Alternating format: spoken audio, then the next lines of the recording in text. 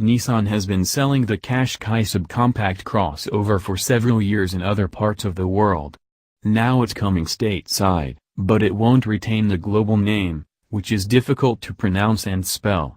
Instead, it will borrow the well-known and profitable moniker from its larger sibling, the Rogue, with the word Sport tagged onto it.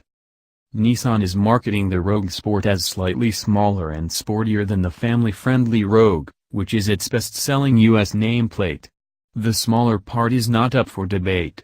The Sport is a foot shorter in overall length with a 2.3-inch squatter wheelbase. It's 5.6 inches shorter in height, and at just over 5 feet tall, one can see right over the thing while standing next to it.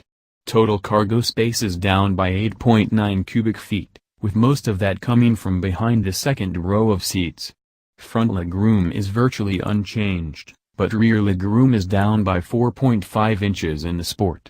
It's marketed toward younger, more urban buyers compared to the Rogue, generally, people with no children who are looking for just enough space, Nissan says.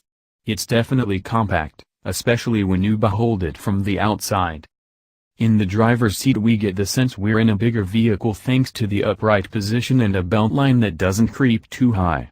The front row feels spacious, and had we not seen the car from outside beforehand, we could have been fooled into believing we were sitting in a queue from the next segment up in size.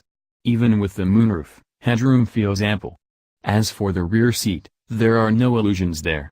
It's a bit more cramped, particularly when it comes to legroom, but it seems a perfectly comfortable place to ride around town for an evening, if not for an extended road trip. The sportier part of the equation is arguable, especially considering the Rogue Sport has a smaller engine than the Rogue.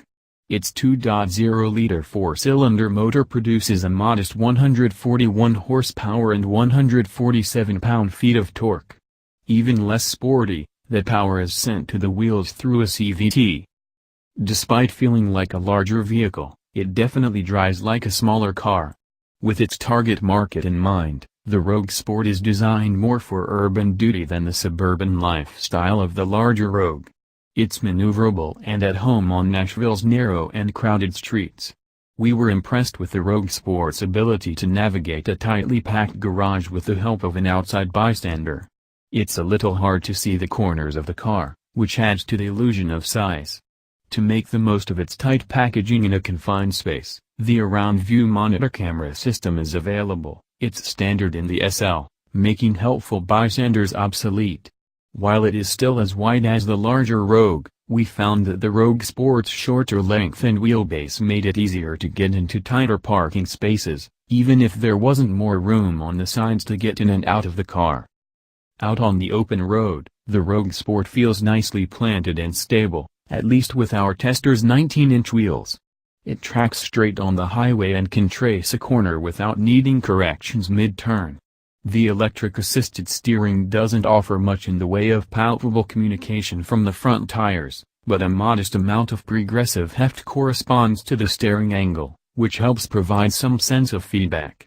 The ride from the independent suspension is taut enough to feel the smaller bumps in the road without transferring much motion into the cabin.